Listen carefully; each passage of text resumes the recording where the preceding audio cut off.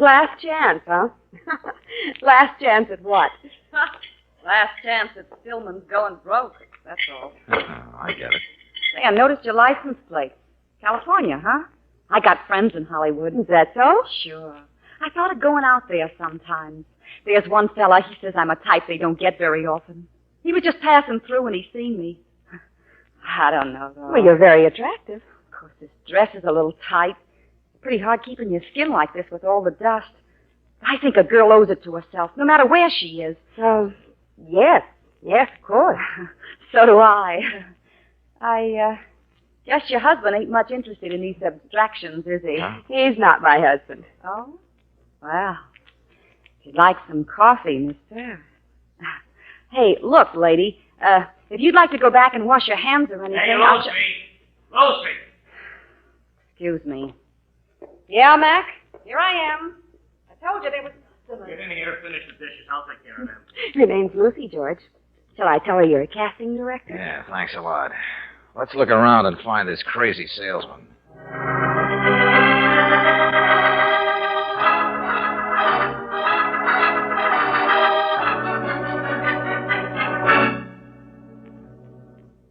Well, Mr. Guthrie, I've seen what the attraction is here. Lucy. Yeah. No wonder you couldn't stay away from this place. Now, just because I'm a traveling salesman. Here, wait, I get a little music on here so they can't hear us. That, Lucy there, she's his wife. His what? You mean that older man? Sure, yeah, the sourpuss. That's Max Stillman. He owns the place. Makes no bones about it, either. And don't forget he owns the girl with the wandering eyes, too. It's like the movies, isn't it? Middle-aged man with a frizzle-top young wife way out in the middle of nowhere. You wouldn't be wanting to rescue her, would you? She could be talked into running away, I imagine. No. Whatever made you start getting me wrong? Now, look, we drove a long way, Buster, just on the basis of some double talk and your letter, so let's start getting you right. Double talk, nothing. It's even worse than when I wrote you. And we'll sneak out the side here while the music makes them think we're still in the bar. Okay. But Stillman, he watches me like a hawk this time. Where are we going? Here. Outside, up the path there. See, I figured out which cabin it was, that one I stumbled into before. And Stillman, I think it was him wrote me the note telling me to stop being nosy. All right, Mr. Detective. Valentine, I got beat up. I could prefer charges, but we're going to figure it out instead. Here, turn right. Now, this place is broke, see, not a penny. And those two in there, they hate each other. The only other person, the only one who's happy, it's the cook. I'll swear they never paid him a penny. Wait a minute. The cook? Yeah, Charlie George Washington. What? Hey, he's been here 6 or 8 months. Malayan. Little guy takes an awful beating from Stillman. He always comes back with a grin, just like he owned the secret of the world. The tears of sorrow, huh? So all that stuff wasn't just a gag. Of course not. The Malayan. And you also mentioned a knife in your face. Yeah, Valentine, it was Charlie's cabin that I stumbled into. Here, this is it. The curtains are all drawn. Always are. A long time ago, Stillman told me Charlie'd never let anybody near his room. I should have added 2 and 2 faster. Hey, wait a minute. Where are you going? Isn't Charlie here now? That's his day off. Some big chicken ranches down the valley. He always goes over to visit with his Oriental friends. Curtains all drawn. Doors locked tighter than a drum. This morning, I found that if you squeeze in the space between this and the empty cabin next door... Come on. Yeah, okay, we're still with you. Watch those nails there, Rachel. I'm all right, George. I just had some idea of why we're squeezing. Miss Brooks, there's a window in here with curtains and a frame. You can see through them. What? Yeah. Hey, you see? Inside Charlie's room there. A coffin. A casket. Yeah. Look at the way it shines. And the fancy carving on it. George, it must be solid silver. A silver casket. Where would a little cook like that ever get enough money to buy It'd it? take plenty to buy it. But there's something else. Doesn't it make you kind of wonder what's inside the casket?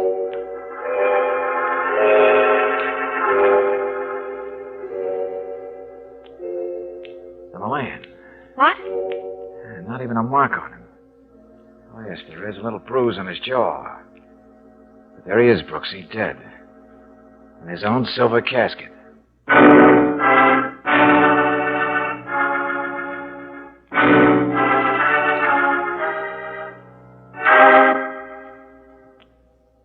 Well, Mr. Valentine, Charlie George Washington was not a young man. Look, Doctor, look. You've seen the coffin. I've told you how the people acted, and there's that bruise. So somebody hit him, or maybe he bumped into a door. I treated this man once, Valentine, and the coffin fits in, surely. He must have bought it for himself. A philosopher, I guess. You see, his chest was weak, his heart was worse. He acted like the lord of the world, and at the same time knew darn well he was dying. Uh-huh, quite a guy, all right. But, Doctor, you can't kid me that last now, night... get me straight, Valentine. I think he was murdered, too. But my testimony won't help you much.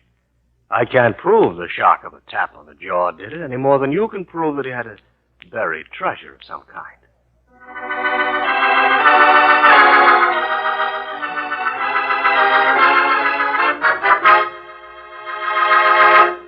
No, he didn't, I tell you. I know. How do you know, Mr. Stillman? Because I looked for it.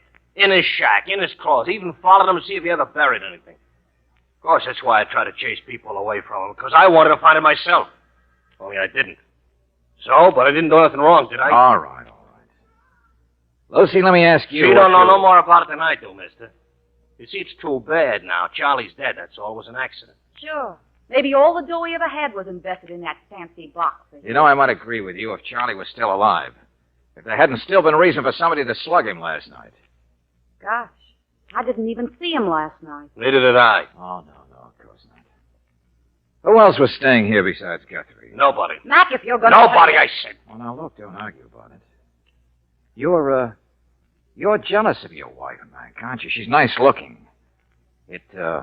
It wouldn't have been somebody that, What? Right under his nose? Shut up. Now, look, mister, we've been helpful enough now. There's an empty cabin next to Charlie's. Guthrie says he saw you bringing fresh linen to it this morning. Huh? And it's happened before, yeah. He says he counted 4 dirty plates once when there were only 3 people. Well, look, maybe I slept in that other cabin. See, and who cares? Now, don't get excited, Buster. Wow, couple of customers. If you'll pardon us, Mr. Yeah, he'll excuse you. Hey, Mac. Hey, the law. Hey, Mac, all right. Yeah. Oh, I saw the doctor's car out front here. Yeah, cabin 14, officer. What's happened? Accident up the highway. Almost got me, Pepper, too, here. Hello, Pepper. Hey, got some people hurt out in the car. You need me Well, anymore. look, you want some help? You need me anymore? No. I'll drive him up the cabin for the doc. Hey, put some coffee in that guy, will you? He almost got his tuck turned over. Pepper.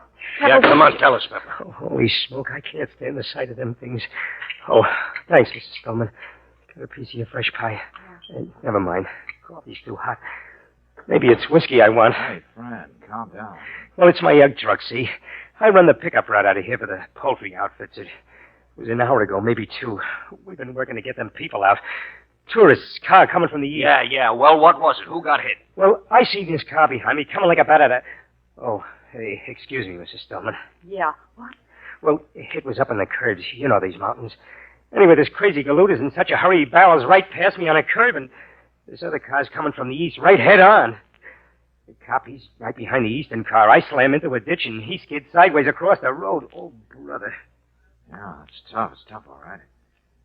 This guy going so fast, he was coming from this direction. And, Mac, before the cop gets back, there's something I gotta tell you.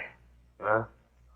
What do you mean? Well, gosh, I'm sorry, but this guy who's speeding, who passes me, the cop says he's somebody broke a parole. What are you talking Now, about? take it easy. The cop says it's Bo Stillman, that cousin of yours. What? Yeah. Yeah, Mac, the cop seems to think Bo must have come from here. I just wanted to warn you. The cop says he'll bet you were hiding Bo out again. Yeah, well, where is Bo? What happened to him? He's dead, Mac.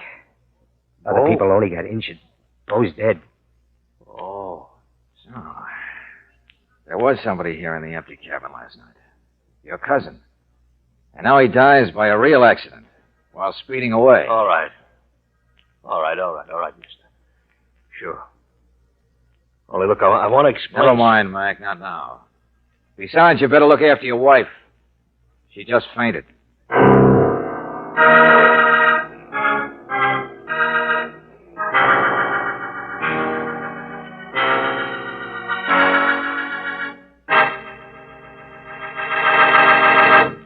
We'll return to tonight's adventure of George Valentine in just a moment. How come Neighbor Brown, who has a car several years older than yours, drives past you with a big, broad smile on his face?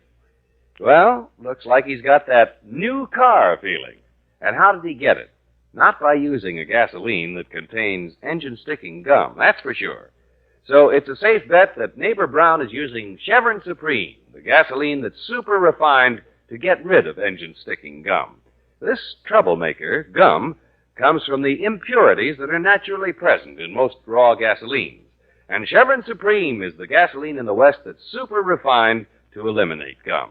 Just try it on your own car. You'll get and keep that new car feeling. Try it tomorrow for fast starting, smooth pickup, ping-free power on hills, and for full mileage in the kind of driving you do. Ask for super refined Chevron Supreme at independent Chevron gas stations and standard stations where they say and mean we take better care of your car.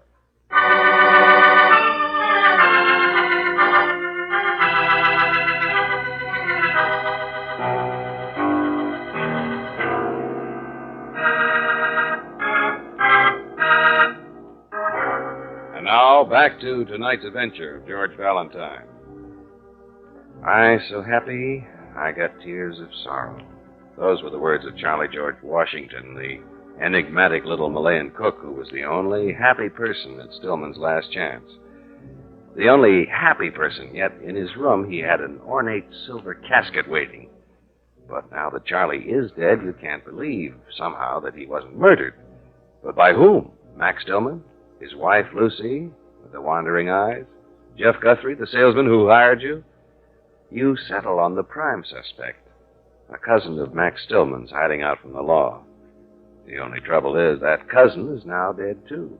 This time from a real accident out on the highway. And so you talked to the highway patrolman who was there. Oh, Mr. Valentine, I told you how it happened. Oh, and Pepper here saw it better than I did. Just streaking up the road he was, come past me just What like I he want to was... know is why he was in such a hurry. Well, the law wasn't closing in on him or anything, if that's what you mean. Yeah, he didn't even know what part of the state he was in. Somebody said he broke parole. That's right, in Tucson. Yeah, he was one of those guys that's always in trouble. Max Stillman in there claims he was surprised to see Bo show up here. He just pulled in late last night and asked for a bed, then drove off first thing this morning. Uh-huh. Harboring a criminal.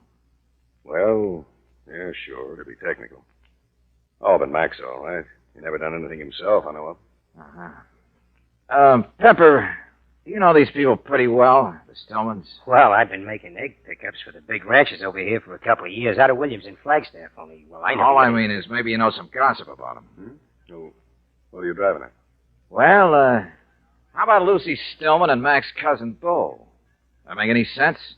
Remember, she fainted when she heard about that. Huh? Well, Bo Stillman, 60 years old, with a face he never shaves, and a mouthful of tobacco. Oh, okay, we'll throw that one out. Mrs. Stillman, well, she smiled at just about everybody, mister. Well, now, that's what intrigues me. That'll be the best cover-up for the fact that there really is some man beside her husband. Well, gossips haven't got it pegged yet, and I'll tell you this, I don't hang around enough to find out. My wife sees to that. Yeah, and I'm in the same boat. Wait a minute, Pepper. Where are you going? Well, gosh, I got a load of eggs standing out in the sun there, you know. Oh, I'll run Pepper back up to where we left his truck and then get back to my job on the highway. Doc's getting an ambulance for those other people from the accident. They're taken care of, so... So you think the law isn't needed anymore, and I'm just stalling you, huh? Well, I am, officer, and I'll tell you the reason. George? Here, Brooksy. George? Yeah, right here, Brooksy. Oh. Did you get them? Well, just the secretary on duty, but she'll locate her boss and have him call us back. Hey, wait a minute. What's all this? A funeral parlor in Phoenix, officer. The outfit whose nameplate is on that silver coffin of Charlie's. Yeah? Oh, what did they say? Oh, you mean you are interested? George, it was only sent to him on consignment. At least that's what the girl's record showed, but She said her boss was Consignment, huh? So Charlie hadn't paid for the thing yet. Or if he had, it was only a deposit. Oh. Yeah. Now there's a crime, isn't there? Because how could Charlie have expected to pay for that thing, or the funeral parlor expected to be paid, unless he did have some money hidden away? And where is it now? Well, where was it at any time? Oh, I've heard those stories. People wondering why he was so happy, betting he had some hidden away. Mac looked all over for the treasure and never found it. Sure, and we've done a little looking ourselves. Only in the wrong places, Brooksy. We've never been obvious enough. Hey, give me that letter the salesman wrote us to bring us here. We're beginning to wake up, Angel. Yeah, here we are. Dear Mr. Valentine, you ever hear a little Malayan, you know the type, wears black earrings and white smiling teeth and so forth and so forth? You mean black earrings? Well, he always wore them, Valentine. Just black buttons. Oh, no, he didn't. Not when we found the body. George, you're right. There were just the marks on his ears. Yeah, where his earrings used to be. Well, I'll grant you, I never saw Charlie without them before. It'd be a pretty good joke on people if his treasure were right in front of them. And listen to this. I so happy I got tears of sorrow. I got the tears of sorrow. Pearls, maybe. Tear-shaped pearls. Hmm? Brooksy, do you have any idea what a fortune a pair of matched black pearls would be worth? No, I haven't. Holy smoke. I have. I guess you're not leaving now, eh, officer? Huh? Hey, Pepper. Yeah? I'll flag a car to take you back to your truck. Okay. Valentine, we're going to comb this place from kitchen to towel racks. Okay, friend, we'll look for earrings, all right. But it's the person who knocked Charlie down and took him off him that I want. It's Charlie's murderer that we're going to find.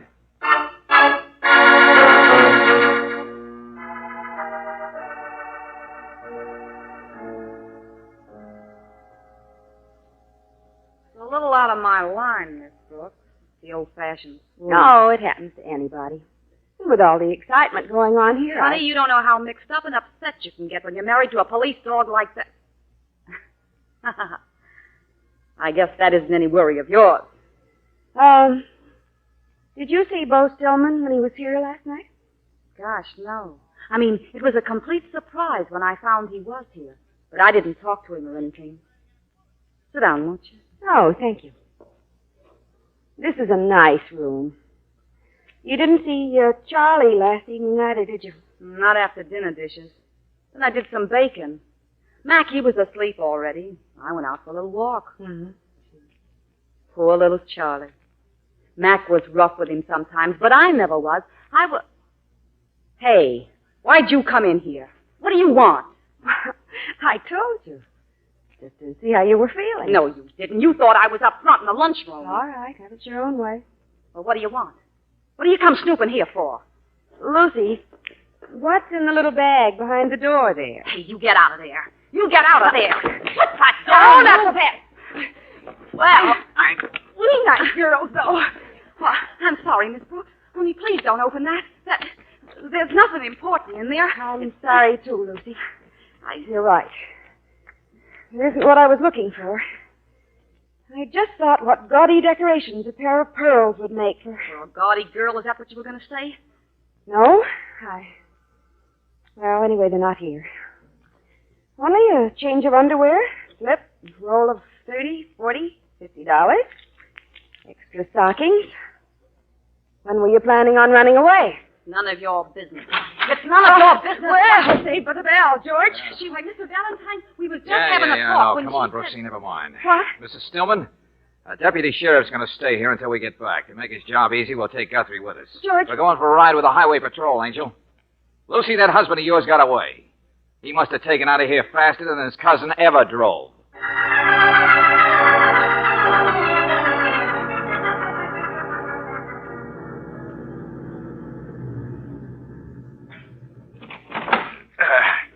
Well, here's where the wreck was, Mr. Valentine. Don't see any Dodge parked around. That's what Mac drives. Yes, George. If Mac stopped here, he's already gone. How about it? You see any tracks, officer? I can't tell a thing. The wrecker and the ambulance that picked up Bull must have backed all over the shoulders there. Well, that's what Mac must be following. The wreck itself and the ambulance. The body of Bull. Yeah. If the pearls were in the wreck, I don't see how they could have got thrown clear. Must still be in the wrecked car someplace. Or in Bo's pocket. halfway on to Mountain View by now. Valentine, maybe I'm just a thick-headed You know, I salesman. think it's a very simple crime that's piled up like a snowball. Simple. With silver caskets and millenniums. Still, it all boils down to this. Charlie had something worth money, and one or more people figured that out. Well, I grant you that. Bo Stillman spent the night in the cabin next door to Charlie's. Oh, I get it. The window. He could have looked in, spotted the coffin, got curious, and gone over Obviously, that's what Mac thinks happened. Come on, let's get after him.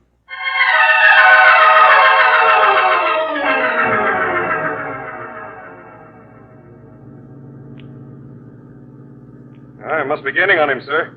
There's Pepper's egg truck up ahead. Well, come on, officer. Step on All it. right. Can't you get by the truck now? I can't see how. I'll give Pepper a touch of the siren so he'll let us pass him. You know, I've been thinking about Lucy. The way she's been acting all day. Nervous Nellie. Oh, I doubt if she tapped Charlie on the jaw herself. But suppose her accomplice did. Her boyfriend. Valentine, I told you once before, I never saw Can't you much get past that guy, officer? Shoulder's too soft for Pepper to pull over and let us by. Listen, Guthrie, listen. Suppose Lucy's nervous because everything's going wrong.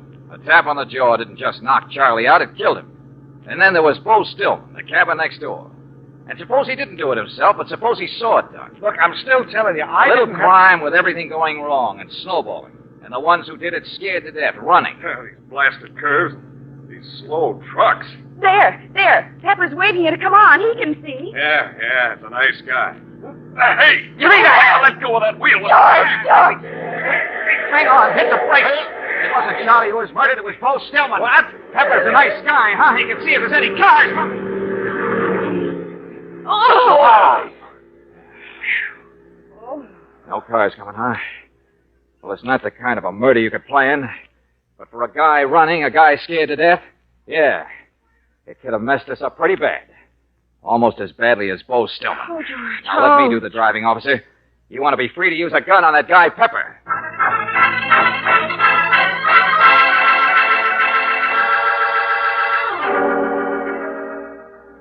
Yeah, I'll get out, Mr. Valentine.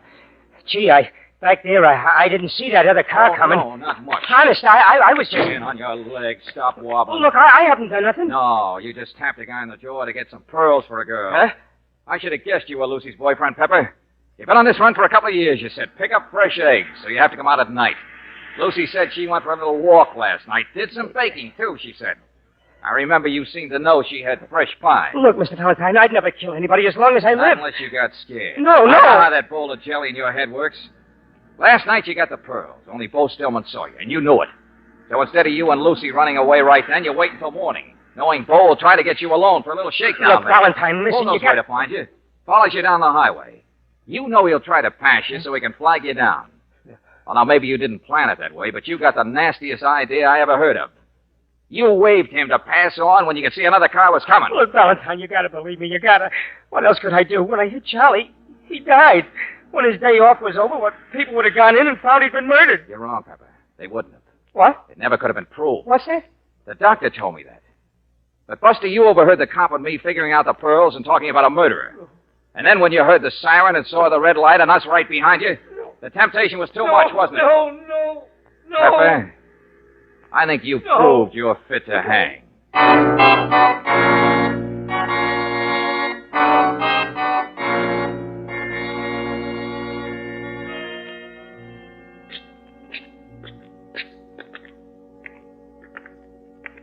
George, that service was really something. Yeah, it sure was all right. People wearing top hats. The works. None of these people even knew the little guy. Charlie George Washington wasn't quite the usual man. Little, lonely, sick fella. Wonder what he thought about. He was a pretty sharp operator. He made a good deal with the funeral parlor. Had them send out his coffin in advance. He arranged for all this. Yeah, look what it cost him. His pearls, his earrings. He'd already signed them over to this outfit. If you ask me, he might have cashed them in earlier and enjoyed his life. Mm-hmm. Maybe he just wanted to enjoy something else. The bluebird, huh? The pot of gold at the end of the rainbow. Mm-hmm, that's what I mean. I guess only Charlie had the answer. Yeah. Keep it in the future. The dream. Yes, darling, but you can overdo this future business, you know. Hey, what is this? Well, it's just a private little joke, Guthrie. drop you someplace?